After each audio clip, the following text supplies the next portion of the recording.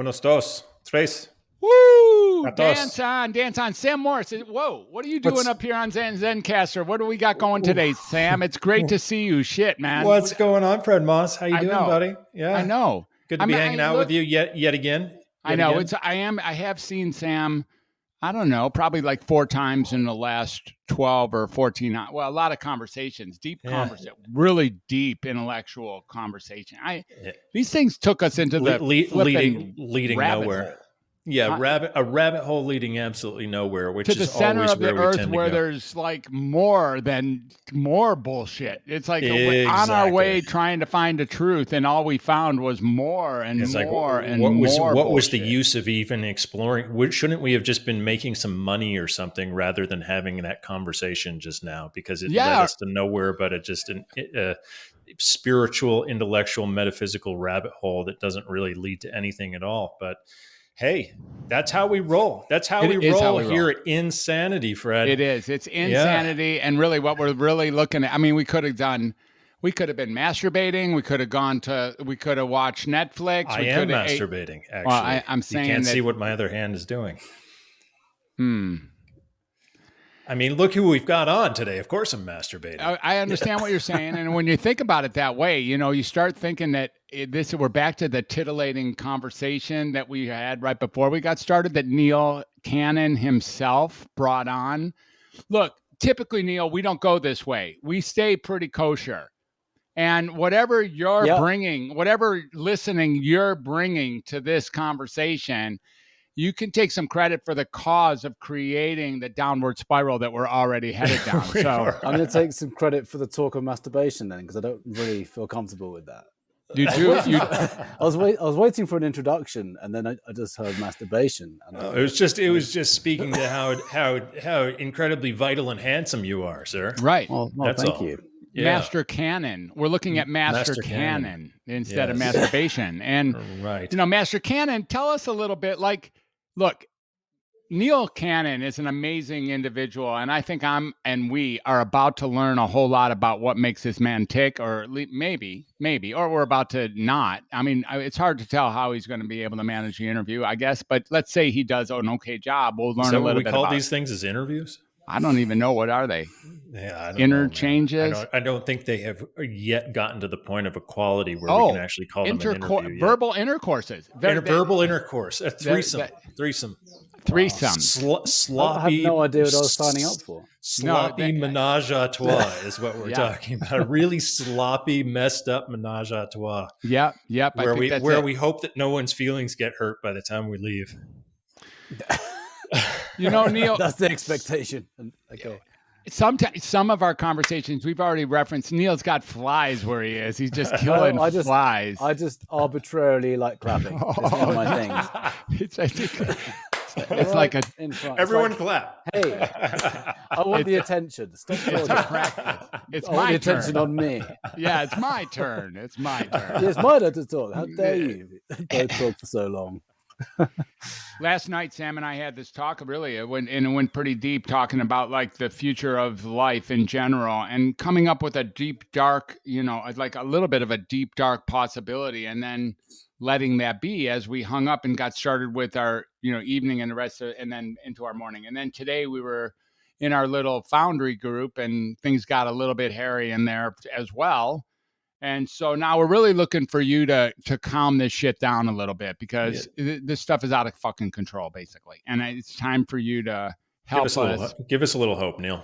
Yeah, we need to help, like, even the keel. You want me to calm the world down a little bit? A little bit. And I think we're, again, back to inflammation. What's the deal with, every time I say Neil Cannon to someone, unless they're talking about all the babes that are hanging on you, they're talking about inflammation. Which one of those? I like that you speak? Yeah, go ahead. Further precursor, but let's talk. Let's talk about inflammation, because I guess it's my subject in business, in work, in passion. Weirdly, I work in holistic health, and I help people get rid of illness by getting to the underlying cause of chronic inflammation. So, like most people in the holistic health space, I come with my own story. I had about 30 years worth of eczema, and I was always given the same treatments, which meant it would always come back like really symptom masking treatments like steroid creams, which have made me lose pigmentation on my skin, antibiotics when it got really bad, moisturizers, prescription moisturizers when it was bad as well, or all the time really. And it just kept on coming back. And it wasn't until my father suffered a stroke where I started to really research what was underlying his stroke. And then I realized it's the same underlying cause of my eczema. And then I got rid of my eczema and then helped lots of other people do the same thing. And also not just eczema, but all sorts of chronic inflammatory health conditions as well. That's like my backstory in a minute. Yeah. So, yeah. It's interesting that you were able to draw any kind of connection between a stroke and eczema. Now, those things seem like they're really far away from each other inside the medical world. And even I think they're far away. And I'm actually a doctor or an undoctor, whatever I am here. I got a medical degree, and the opportunity to see that the inflammation that was at the root of your dad's stroke was essentially the same source of your eczema. What had you leap to that level of faith, and how does that get confirmed? That's such a great question, and I've never been asked that question in that way before. So thanks. You can expect a whole afternoon. You can expect a whole afternoon of unbelievable questions. Really, I mean, this is what we thrive on. I'm here to congratulate you on the quality of your questions. Mm-hmm. Yeah, we'll take that. So now get you the answer. Yeah. It's all good. I'll give you the answer. Yeah. So how did I make that leap? So I was already in health and wellness. I'd already written a book about increasing testosterone naturally for guys back in 2011 or 2012. I published it, and that's a whole other story, but I won't go into that now. But I was already in the health and wellness space, and I kept on saying this word. What was that book called? What was that about? It's called Mojo Multiplier, Raise Testosterone Naturally. And it did have another title before that called The Truth About Man Boobs. Don't ask. The Truth About Man Boobs. Yeah. I like the former title better. Wow. Should have left it. That was the title I went to LA with. When I moved to LA in 2014, that's the title I had with my book. And I actually met someone at Metal where we all met. And he was actually working for Beachbody, and he suggested that I looked at the title for a number of reasons, and then I changed it to kind of open up my market a little bit to help guys raise testosterone naturally. Mm-hmm. And man boob removal would be a byproduct of that. Are you saying, you have a little bit of an accent, so you say the word guys, you say the word guys the same way many of us Americans say the word gays. So are you saying that you want gays to increase their testosterone, or guys like men? What's this, or both, or like what's going on here? Oh both. Yeah, all guys, all men. I'm saying guys. I'm saying men. In fact, sometimes I just say guys to men and women. It's a generic term. It's a broad I'm English. base. I'm weird. Yeah. Mm-hmm. So before we get derailed too much, I want to get back to this question about the relationship between stroke and eczema. This is a good one. Thank you for bringing us back. Yeah. Yes. Yes, Sam. Thanks. So because I'd already seen this word inflammation everywhere, I was reading books and I kept on seeing this word inflammation in like medical journals, in documentaries I was watching, books I was reading, and I did start seeing it as being the underlying cause of almost every chronic illness. So when my dad told me that he had chronic inflammation, and then several years later when he had the stroke, I remembered so vividly where we were when he told me he had chronic inflammation. I can relive it to this day. I was by the kitchen sink in the family home. He told me that he had chronic inflammation. He didn't know what it was, but it didn't sound good. And then several years later, he had the stroke. And then I just remembered it. And I thought, I wonder if his stroke was avoidable. I had this kind of knowing in my heart, this inner knowing, this innate knowing that his stroke was avoidable. And I thought, what was it that led to it? And then I started remembering the whole chronic inflammation thing. And then I saw this word everywhere and I started piecing things together. And then very quickly, I really did realize it's the underlying cause of everything, including the asthma he'd had since he was 12 years old. He was always told that was incurable. And we all know now you can fully reverse asthma. High blood pressure that ultimately led to a stroke. So it was the underlying cause of the asthma, the high blood pressure, the stroke. And then I realized that eczema was called an inflammatory disease. I didn't like the term disease. I think that's a ridiculous term personally. It's dis-ease, condition, not in ease. Right. So that's when I realized that it's all the same thing. And that's when I realized that the body just I started piecing things together, and I was like, it's just really dependent on your genetic code. It kind of gets you at your weakest link. So if you're inflamed, for me, the first thing that happens is I have eczema, or insomnia is another one for me. For someone else, it might be arthritis. For someone else, it might be gout. For someone else, it might be psoriasis, which is a more kind of severe autoimmune condition. But ultimately, inflammation is the underlying cause of all these things, and it's going to reflect itself. It's going to manifest as a symptom depending on your genetic code. That's what I found out just quite quickly. I don't know how all this came, by the way, because I used to be in property development, and it's just my own experience that really got me into this almost by accident, although there are no accidents. Now, on the heels of this, there are no accidents, and thank you for the explanation, or the cascade that leads us to where we are now, where you have your name is synonymous with a kind of a specialty or a reminder for all of us of how conditions or diseases might be understood.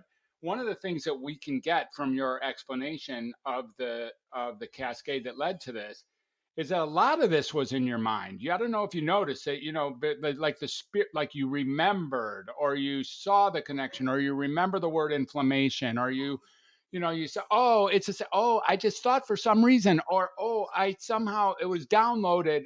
There was like so much of this seems like it was almost downloaded, like given to you as a gift. Yeah. Like almost like it was your. Go ahead. Totally. You were about to say something. I love that you just said that. Yeah, I knew you do. That's why I wanted you to. Tell me more. Yeah. I do consider it a gift. I consider my eczema, I don't like giving it the identity, the eczema from which I suffered, a gift. Sam and I were talking about this the other day about identities. I like to separate myself from the identity of it. But experiencing the symptom of eczema, I consider now a gift, and probably one of the greatest gifts, because it really started to get me questioning things, starting with the medical system. In fact, there was one time, talking about downloading and stuff. There was one time when I was 15 years old, and just thinking about how all these timelines and all these times in my life kind of came together over 20 years. There was a time when I was 15, and I had this terrible eczema flare-up, and I went to the doctor, and he examined me, and I had these like spots all over me, in my face, my neck, is everywhere. And he looked at me, and he went back to sit at his computer, and he looked at me after kind of tapping away on his computer. He looked at me and said, "Are you allergic to penicillin?" And I said, "What's that?" And he said, "Antibiotics." And I said, "I don't think so." And he started tapping away, and he looked over at me again and said, "Do you need some more Betnovate?" And that's the steroid cream I used to use, quite a strong steroid cream. You're probably familiar with, Dr. Fred. And then he said, "Do you want some more Diprobase?" And I sat there thinking, have you not got anything better for me? I mean, this is quite a big flare up here. And I was expecting more from my doctor at that particular point. And I remember sitting there perplexed, thinking, this is weird. It's like he's just comparing my eczema with a drug name. Like he was going down his computer and cross-checking with a drug name. That's the image I had in my head, sat in a doctor's office with him. And I was only 15 years old. And I left the office with this prescription for these 3 different items. And I was looking at it as I was walking to the pharmacy thinking, something doesn't add up here. I don't know what it is, but something doesn't add up. So I think what happened then is I planted the seed for something I'd find out 20 years later. Mm-hmm. Because I was basically asking the universe for an answer. Mm-hmm. And it came to me. Mm-hmm. It took its time. Mm-hmm. It wasn't the next day, it was 20 years later. Mm-hmm. But it came. And I think coming back to your point, Dr. Fred, shall I call you Fred or Dr. Fred? Master Either way Fred? Works. Either way works. Don't worry. I mean, you can call him the wizard. You can call him the undoctor. Whatever works for you. Dr. Fred. Yeah. So, coming back to your point about it kind of downloading, I honestly think sometimes we plant things out there, we put it out there, and then when the time is right, it comes to us. There's a few examples that have happened like that in my life. Another example is when I was 25, I was a windsurf instructor in Corsica in France, a French island. And All of us did. That doesn't separate you from the rest of the crowd at all, Neil. No, not at all. Sorry, I think we've all done a little bit of that in Corsica, and I think it's for windsurf instructing. Windsurf, so everyone's done that. It's on everyone's CV. I think it's still on my CV that I ripped up 10 years ago because I'm unemployable. But it's one of those things, those traits that we have. So I was on a rescue boat where I used to sit there and ponder. Now, by the way, this is before I knew anything about the quantum world, and I would just ponder about things. One of them was, if I ever came across a solution for eczema, I'd become a very rich man. At the time, I was quite focused on money, and I was like, how am I going to make money? How am I going to make money? How am I going to make money? Yeah. And I thought, if I can find a cure for that, I'm going to be a wealthy guy. And then another time, also out on the boat, I started thinking about cancer. My mum had cancer. She went through chemo, radio, she's still alive, thanks, today, and thanks to these treatments. Although now what I know is I think she could have healed it far less intrusively and invasively. But yeah, she is still around today. But at the time I was thinking, I wonder if I could ever get the cure for cancer. And these things started going through my head. And so I think it's being planted somewhere. I'm downloading stuff over the 20 years and things just started clicking. And then in 2015, I lost 3 friends to cancer.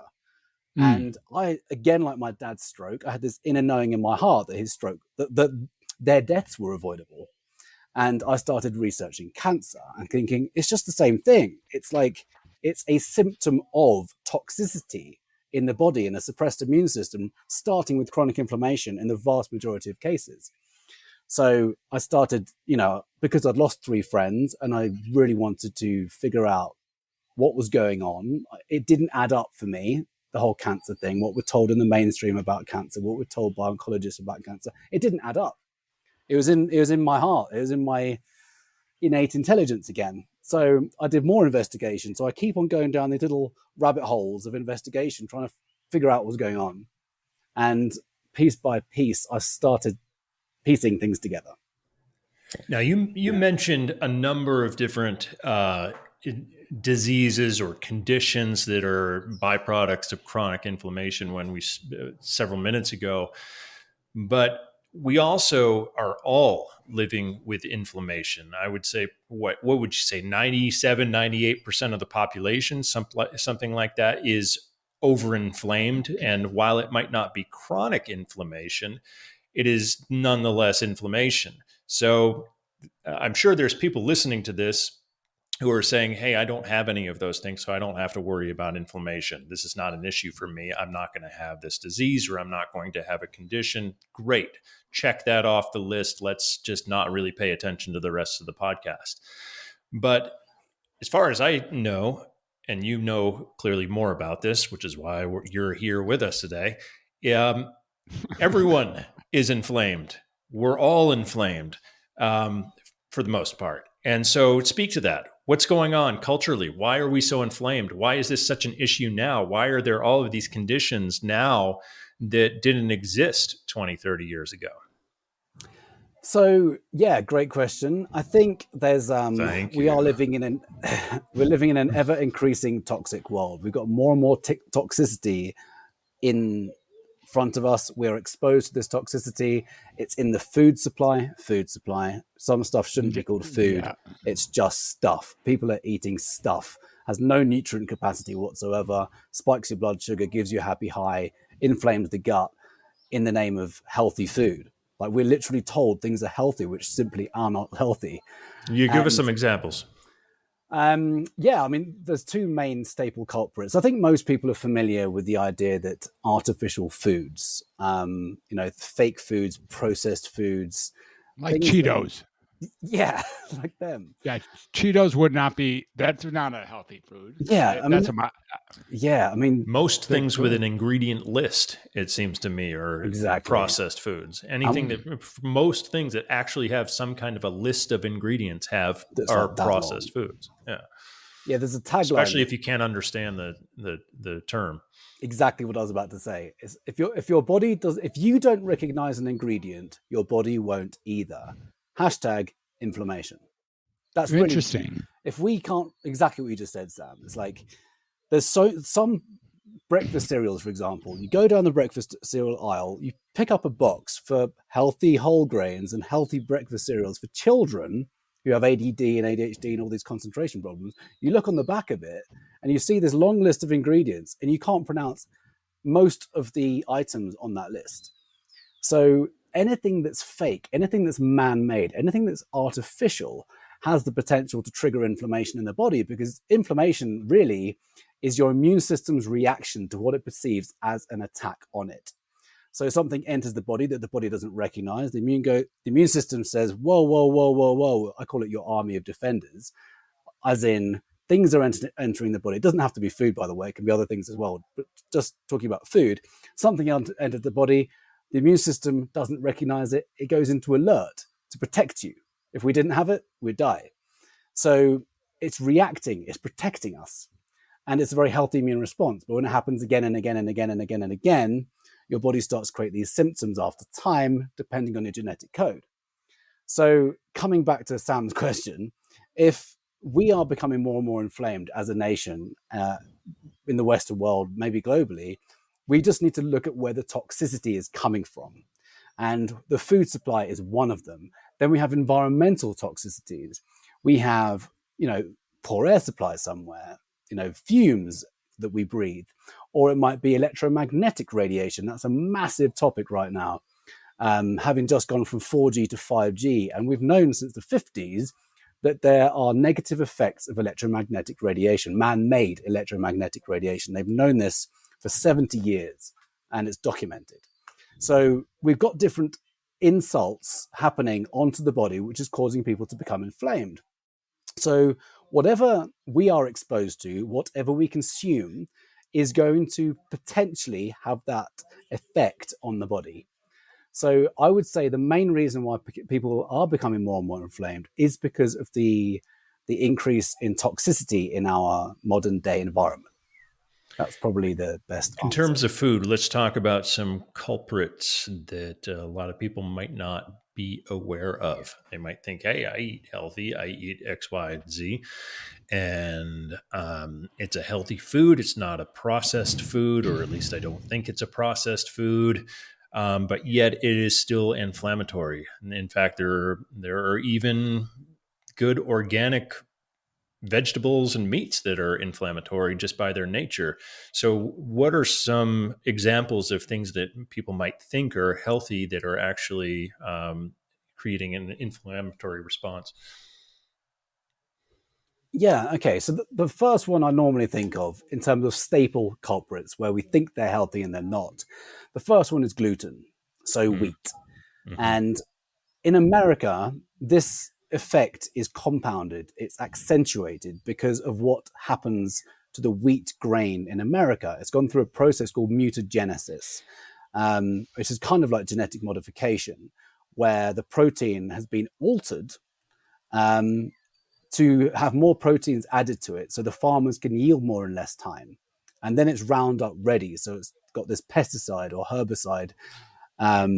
So is this all wheat, or is the? I mean, there's got to be exceptions to this rule, since not all wheat is the same. What percentage of the wheat, and can people find wheat, and how do they find wheat that's not altered like this? Is there heirloom wheat that people have access to? Mm-hmm.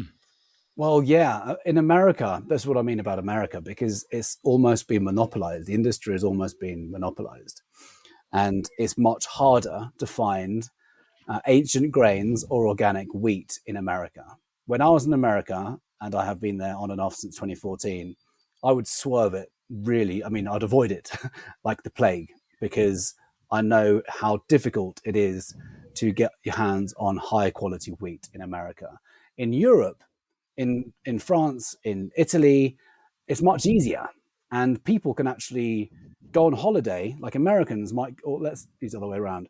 People in Italy might go to America and they start to get bloated. They start to have all these symptoms. They might get brain fog, headaches, depression. All these symptoms happen when people go from Europe into America, because they have nothing's changed with their diet. It's the quality of the food that they're eating has changed. So they start to consume stuff that, well, it's stuff. They think it's the same thing, but it's not. And then they go back to Italy and then they're fine again. So there is, it's in America, I would say it's just much more difficult, and you need to look out for organic, anything it's really difficult, to be honest. This is making me want to go to Paris and eat baguettes and drink wine and not have to worry about a goddamn thing. And I think that's a great solution. And smoke cigarettes and red wine. Sit on the drink red wine. Sit on the streets. And just watch the world go by. They know how to have fun. Absolutely. 3-hour lunches. I know. Boy. Yeah. And that's a short lunch. That's living. That's a short. Yeah. A month off. I lived in Paris for a while. I did love that. Not bad. Environment. It's not bad living. Yeah. What the hell are we doing here in this country? God damn. Do you know? Can you see where I am behind me? Yes. Yeah. Yes. For those without a visual right now, Neil is pointing at the mountains of Lake. What is it called? It's called Lake Atitlan in Guatemala. Beautiful. It's the most magical place. Shall I turn the camera around 2 seconds just so people who are watching go ahead. see For those who are watching. I'm here on a book writing retreat. My gosh. Yeah. This poor guy surrounded by gorgeous females in a gorgeous lake. Is that also true? What's the deal with you and all these gorgeous females too? Let's just get right down to the brass. Right. It's cool that you're refilling. I think we've talked enough about inflammation. Let's talk. Let's get down to the real conversation. The real reason why we're on the call. Yeah.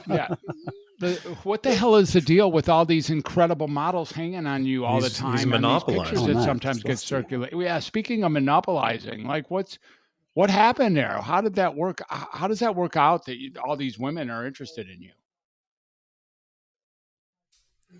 Is he frozen? Uh-oh. Oh, we'll get him back here in a minute. All right. He's offline now. Come on back, Neil. I'll kick him out and then restart him. That's what I had to do. I had to kick him out. And now he'll come back.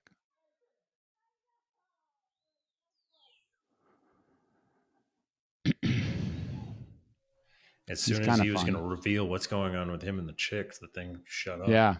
I guess it wasn't supposed to be revealed. That's true. It could have been an elf. The secrets to the universe, trying to prevent Neil from giving away his secret. Here he comes. Oh. All right. Sorry about that. So Neil got kicked off right as he was about to reveal to us how he seems to be monopolizing some of the world's most beautiful women in Guatemala. And I think maybe that was the technology elves trying to get in the way of the great reveal. So tell us, what's the secret, Neil? What's going on? I think it comes back to that question that that Fred was asking earlier about the quantum realm. I think I've planted seeds over my life. Yeah, so to speak. I wonder how many seeds you've planted while you're down there. Yeah. There might be a few cannons coming out. In 9 months from now, we'll see. Miniature meals. Yeah. Cannonite. Those are called Cannonites. Cannonites, right. Yeah. So I hope you keep planting your seeds down there.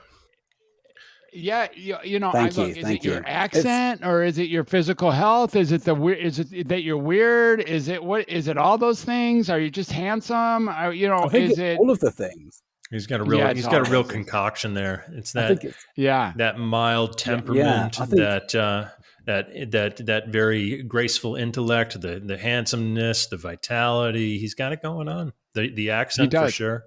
Mm-hmm. The accent adds a nice flair. It's not just. Is it real? It's not just real? quantum. It's not just quantum shit. This is real shit. He's got some real attributes here. Mm-hmm. Yeah. Yeah. The accent's not real. No, he's just making it all. The accent's not real. Can you hear me? Actually. Yeah. Mm-hmm. Can you hear me? Yeah. Can you not hear us? You can hear me? Yeah. I can hear you, but I didn't know if you could hear me because you're trying to talk. We're intentionally interrupting you. We're intentionally interrupting you. Okay. We're intentionally talking over you. Neil, I get an opportunity now to take you out a little bit because, and whenever I get that opportunity in public to take someone out, I just jump on it. So you gotta just excuse me. And one of the things about this is, in the morning breathing session that that you lead, Neil leads a breathing session for all us men every morning. And it's pretty remarkable. I haven't been there for a while, but it is a remarkable set. And Sam's a big player in that too, by the way. But anyways, when the time comes that you're doing that heartfelt stuff, and you do there's things you're supposed to think about.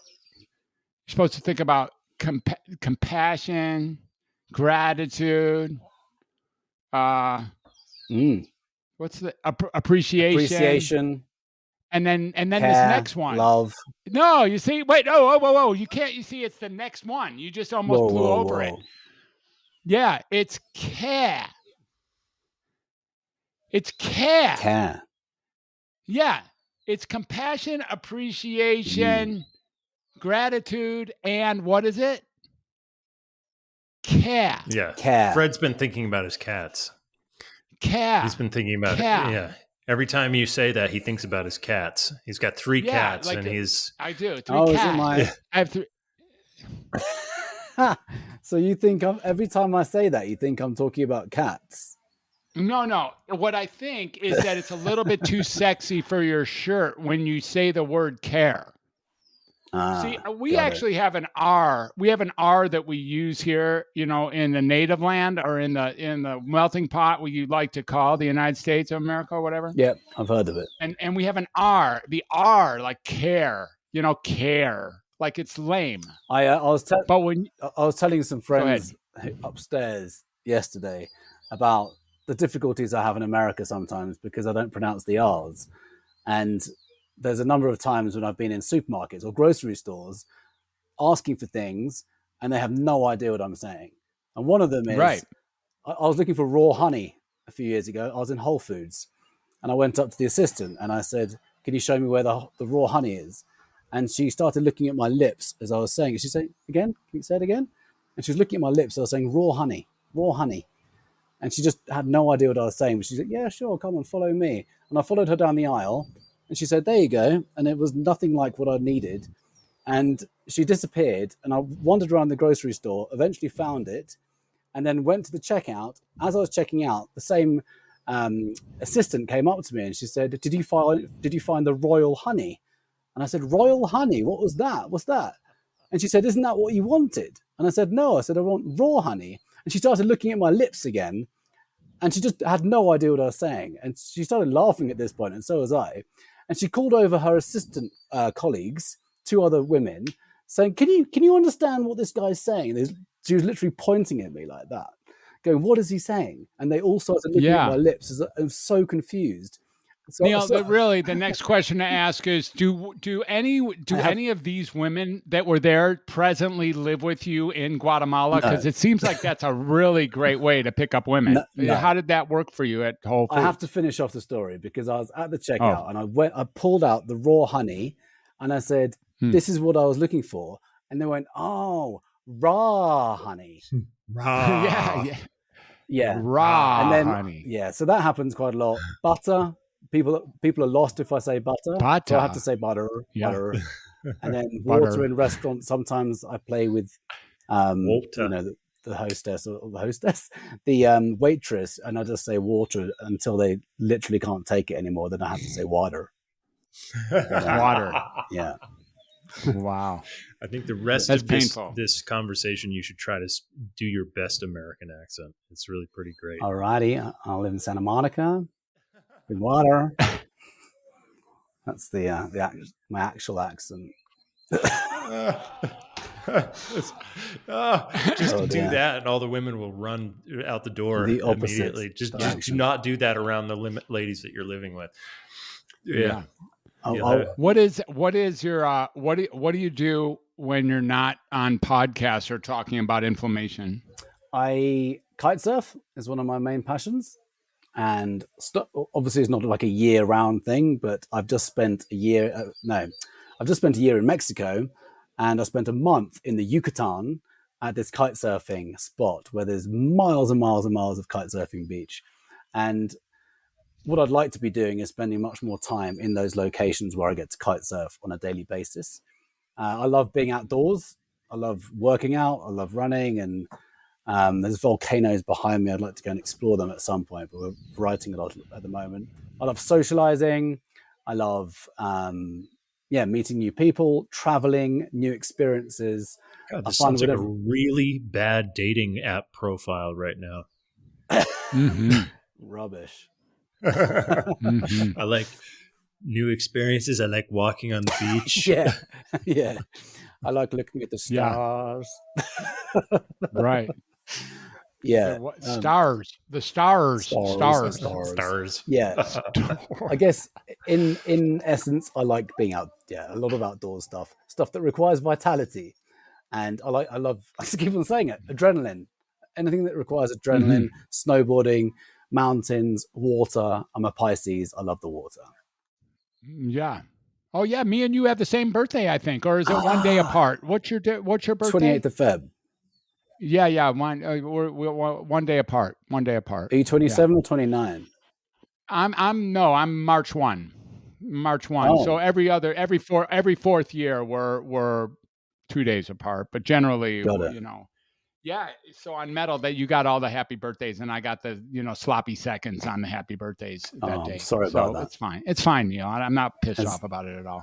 I think you are a little bit.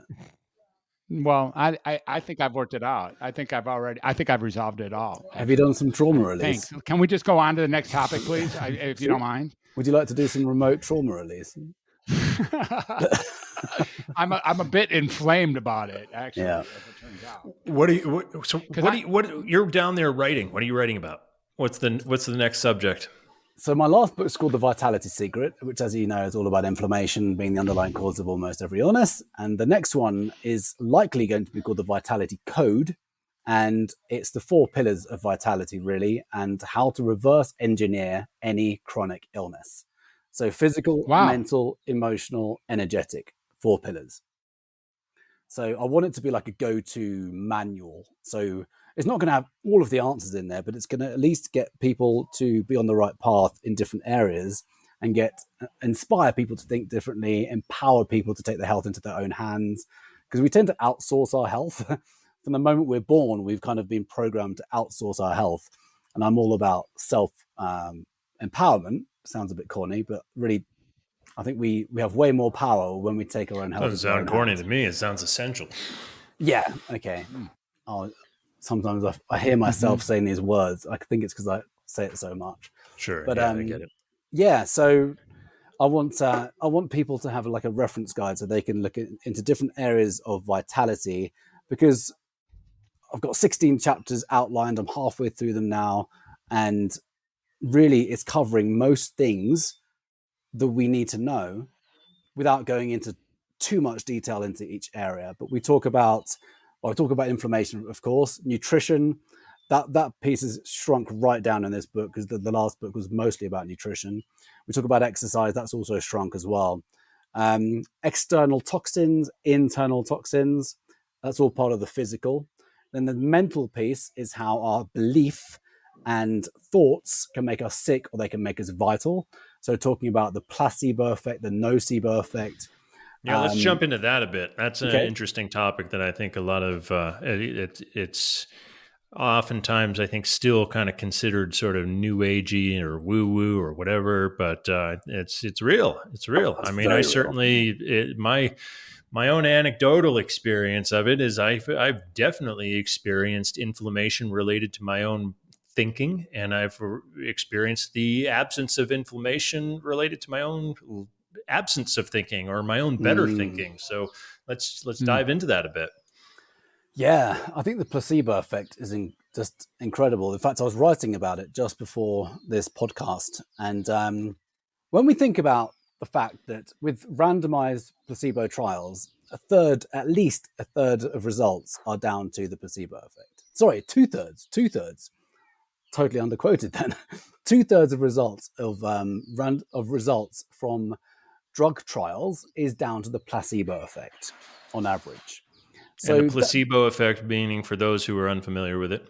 So this is when the mind, through the sheer power of belief, which is really a chronic thought, a belief is no more than a thought that we continue to think.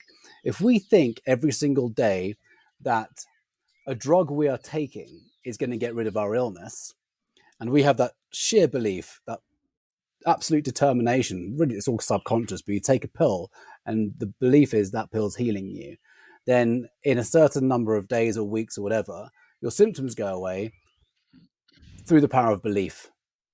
So it's kind of like when I take a huge amount of cannabis edibles and I think that I'm the most hated person in the room, and I actually become the most hated person in the room. It's exactly the same. Good example. So the saddest part is most of the time when that happens to Sam, he is also the only person in the room, which it really makes it difficult. When the old paranoia sets in and there's no one to talk to. Right. You're paranoid about yourself in front of surrounded yourself. by there are invisible entities. I'm pretty sure that I'm after me. I'm pretty sure I'm after me. I'm pretty sure I'm out to get me. Yeah, I'm out to get me. Yeah. Anyway. Yeah. I think I must have had that in my 20s. Not that I'm saying. Anyway, we can still have it these days. Placebo effect. So you can take an innate substance and you believe, you don't know it's innate. You're taking it every day thinking you're getting, you're innate or inert? Innate. Inert. Hang on. Sorry, you're right. It's inert. Sorry, that was a brain freeze on my part.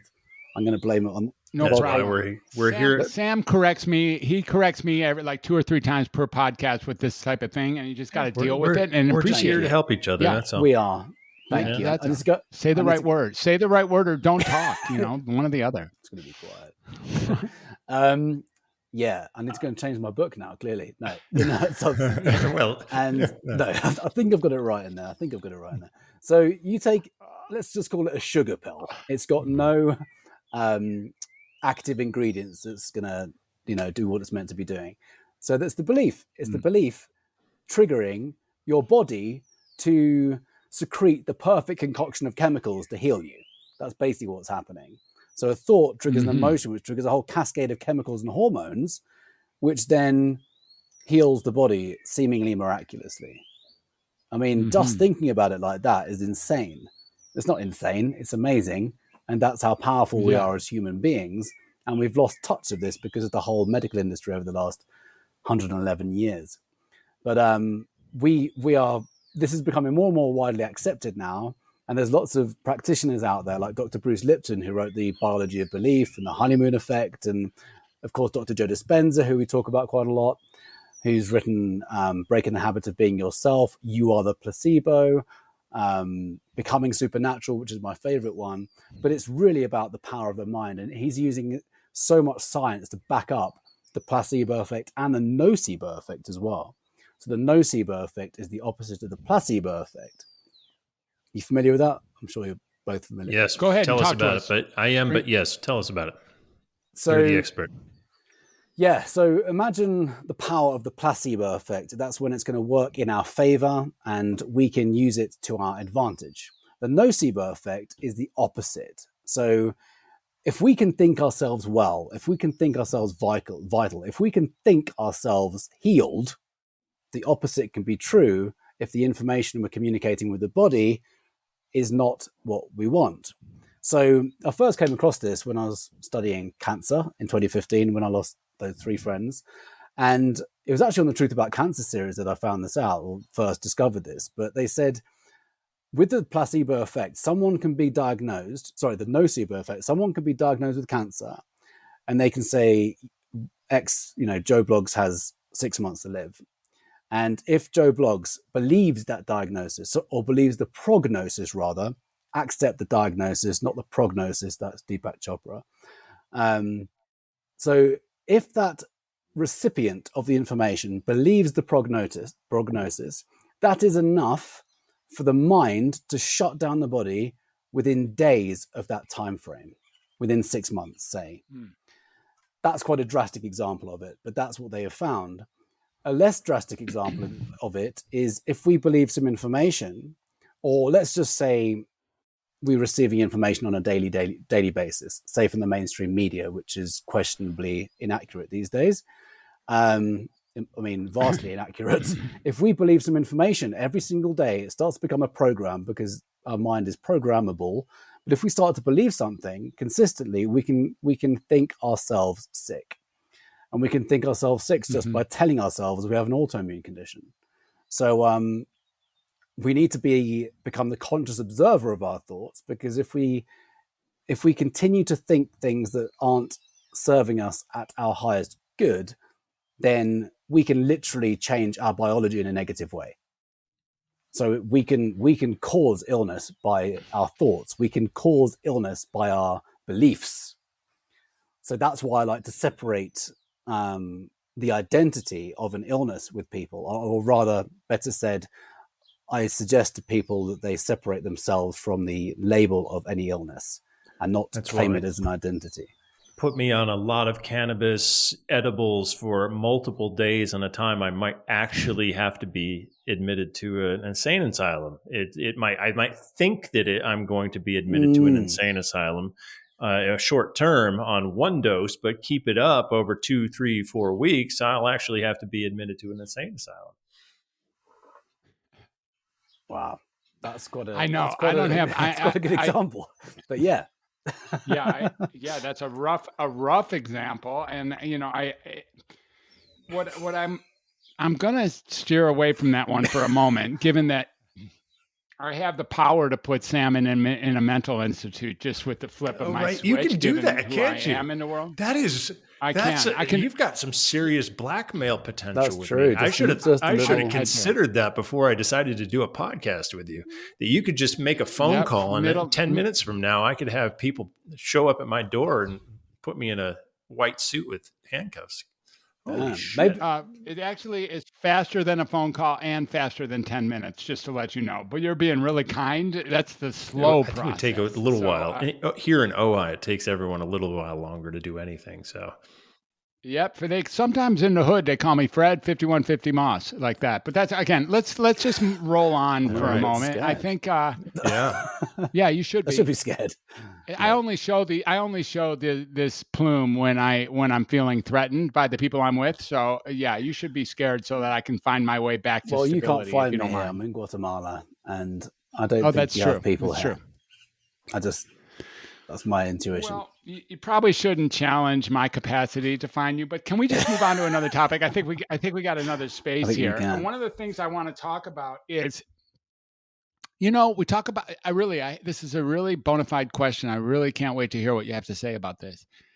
So placebo and nocebo, but I think there's another piece here. So let's go back to Cheetos, or let's go back to, I think we can use Cheetos because it's lightweight enough. We're going to be sued by Cheetos, by the way. Is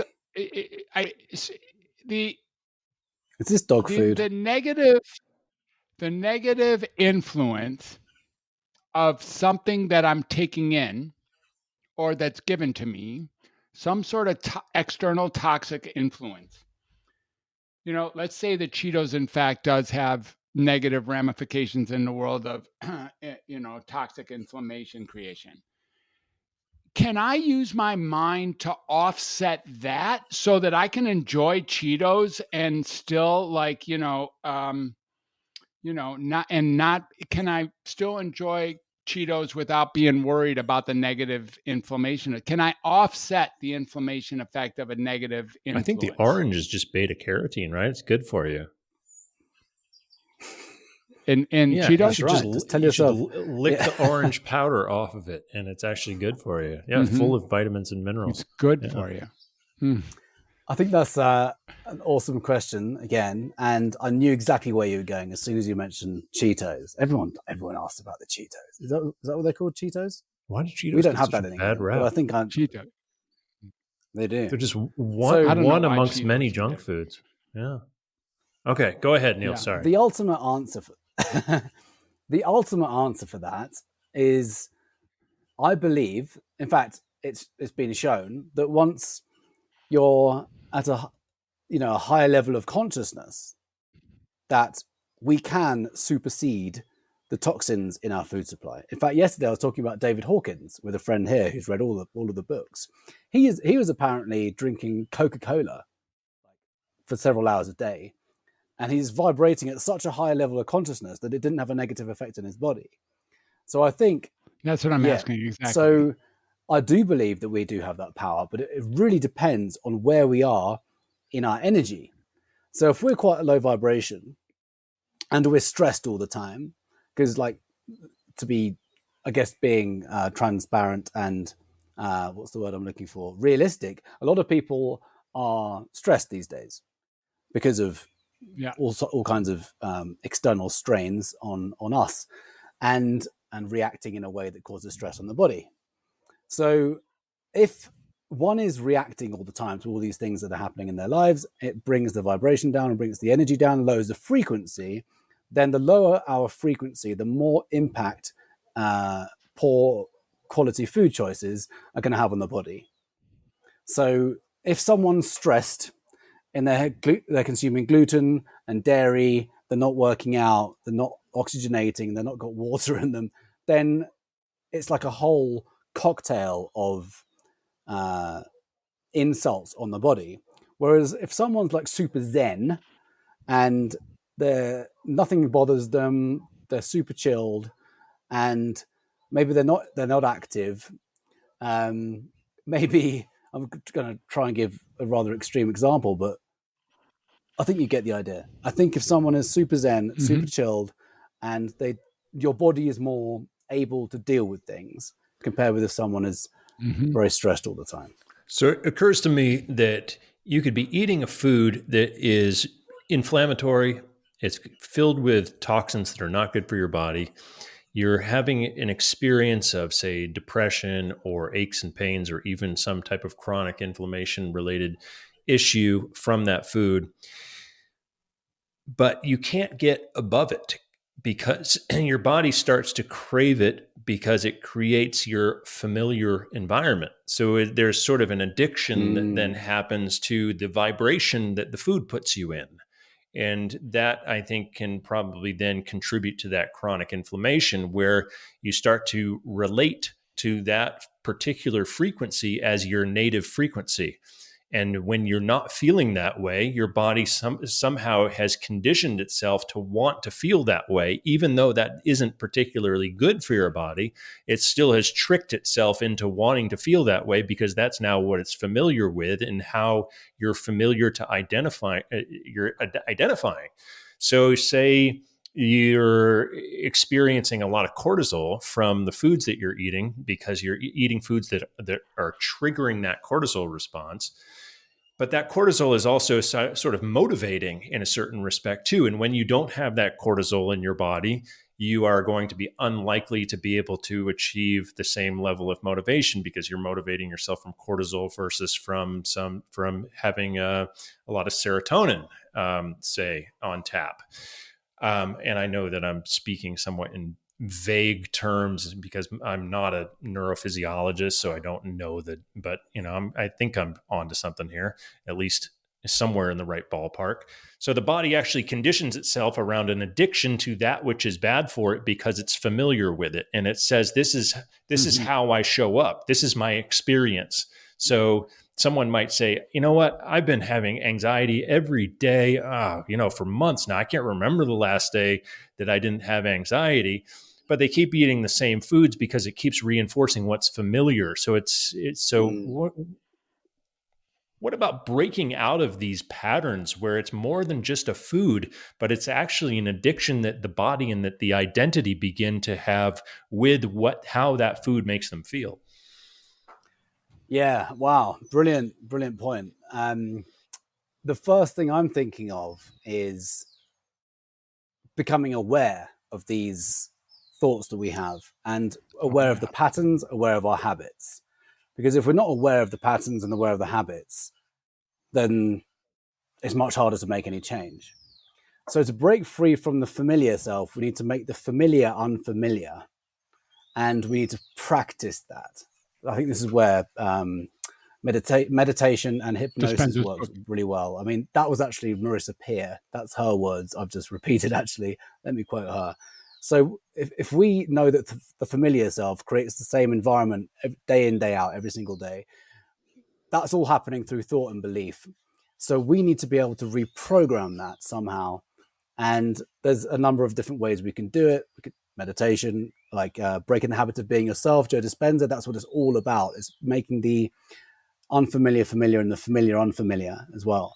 So I think the question is, how do you deal with that? And I think that's how we deal with it. But I think first of all, we need to become aware of what's happening every single day.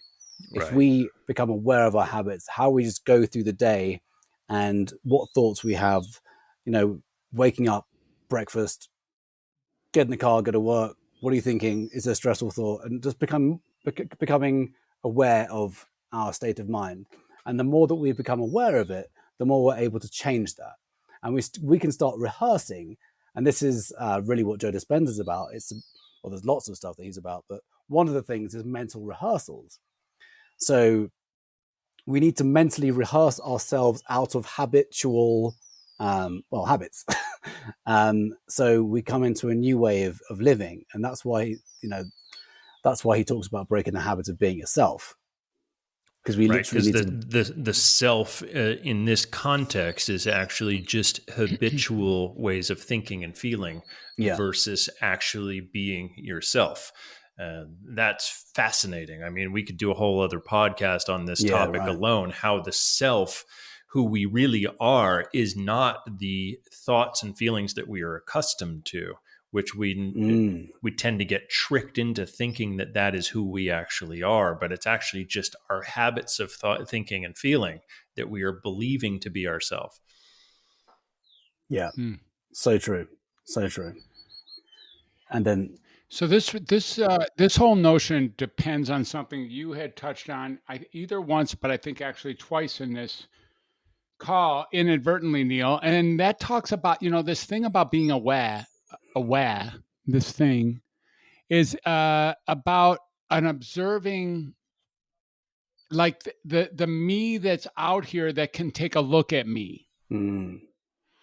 The me that is out here that is not subject to toxicity, the one who's out here who isn't the toxic one, the one who's out here who can actually take a stride towards whatever it is to have vitality, the one who can acknowledge that what I'm doing, familiar as it is still counterproductive and, alternate to any kind of livelihood. Like there's someone out here who knows that, called me, who is insulated from it seems, from direct access to either it's like a divine self. It's like one who can oversee how I be, unadulterated by the experiences that I'm having. It is that person that I'm counting on to be able to make these measures that the familiar is actually counterproductive as I am drawn to it, and the unfamiliar would be preferable, but I'm concerned about the fact that it's unfamiliar. This thing that is making that assessment seems to be on another higher vibrational sphere. Your thoughts about that? Totally. I'd absolutely agree with that. What comes to mind is it's almost like a higher level of consciousness. It's like it's a superior version of ourselves almost like in a different dimension. And exactly. And it reminds me of a podcast I listened to by Phil Good. And he talked about when we have these insights and ideas, like such clarity in the now, that is our future self talking to us. Yeah. So our guides are our super conscious from a different timeline, trying to disassociate from time and space, but our guides are us in the future. That's what he was claiming. So in order for us to make these changes, then we have to have something pulling us, because otherwise we're stuck in this dimension, aren't we, of habit and Groundhog Day, doing the same thing day in, day out, and not realizing it. So something has to separate ourselves. We have to become the observer of that in order to change, because if we're stuck in it, we can't see it and we can't make the change. And I think it's much easier said than done. And I have my own challenges in this when it comes to business, for example. And I think a lot of people can understand if you're in the business, it's much harder to see where the holes are, where where money is seeping, or why the marketing isn't working. And it's only when you zoom out and you look at it from the eyes of an investor or someone else that you start to realize where the holes are. And it's kind of like that with the body. I feel if we are in our body, we can't get away from it. So we have to observe us. And I think that's where meditation really helps. And it's like the meditation that Joe Dispenza talks about is he guides you through like a typical day. Like imagine your day and then consider the thoughts you're going to have at this part of your day and at this part of the day and at this part of the day. And now consider changing that. And what he talks about is how when we make the familiar unfamiliar, it gets very uncomfortable. So that the ego minds is then going to want to bring us back into the now or into the familiar. So our challenge is getting past that ceiling, that ceiling in the Big Leap that is called, what does he call it? There's a book called The Big Leap, and he talks about these ceilings that we have. And it's just, the term has just escaped me. But the idea is that as soon as we're about to break through upper limits, that's it, upper limits. So as soon as we're about to break through the upper limit, the ego mind will cause us to self-sabotage and come back into the familiar. He doesn't use the word familiar. He uses another word, but using the words that we've just been using, that seemed to make sense. So if we're about to break through into the unfamiliar, the ego mind doesn't like that.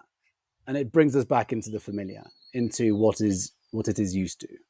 Right. So we need to become aware of that in order to go through it. And then through visualization, through meditation, then we can do that because we start mentally rehearsing that. Now, I might propose that what we're calling the ego mind, actually, the reason why you're saying it doesn't like it is because it is it. It is the familiar. And the familiar doesn't want to lose itself because it's familiar. It believes that it's essential to be able to maintain its defenses against a perceived threat. And it seems that a lot of mental and physiological processes are created to protect themselves against perceived threat, including how our thinking works. Yeah. That ego self really is just the familiar self. We're just calling it the ego, but it's really just familiarity. That's what we're really referring. I'm familiar with my name. So my name is now attached to my ego. Sam, I know my name is Sam. Okay.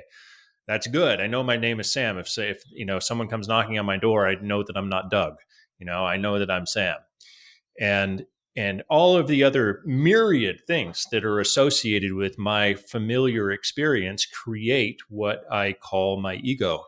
And it has nothing to do with arrogance. It has nothing to do with anything like that. It's simply the structure by which I know myself to be. And yet that structure, that familiar structure, has dysfunctions embedded within it because it's protecting itself against historical threats that no longer exist.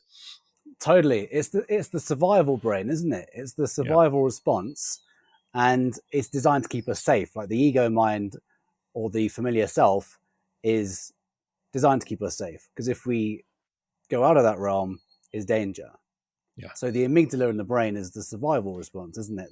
And we're more wired biologically to avoid pain than we are for the pursuit for pleasure.